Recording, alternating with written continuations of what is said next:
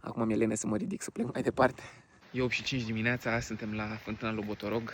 Și după 2 ore am ajuns la Cruce.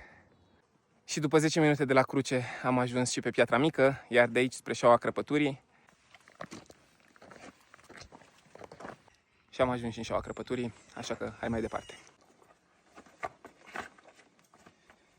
L-am rezolvat și pe turnul. Și Șaua Padini închise. Și vârful Padina Popii. Gata și cu vârful ascuțit. Aici e țimbalul mare, va trebui să mă credeți pe cuvânt, fiindcă nu există niciun panou, nimic. Suntem aproape de vârful dintre țimbale și am băgat puțin somn aici pe iarbă.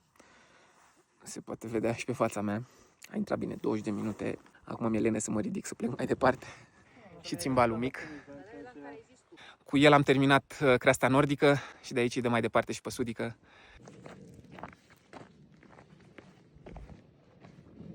Și am ajuns și la Șaua Funduri și cu ocazia asta am încheiat și creasta sudică. Am făcut astăzi toată creasta Pietrei Craiului. Probabil cel mai dificil și cel mai complex traseu de o zi pe care l-am făcut până acum, pentru că am strâns vreo 2400 până acum de diferență de nivel pe 18 km și de aici mai avem vreo 9 în jos până la Casa Folea. Dar a fost foarte tare, mi-a plăcut foarte mult, am prins și o zi bună. Ne-am bucurat și de natură, ne-am bucurat și de animale, pentru că am văzut 3 capre negre.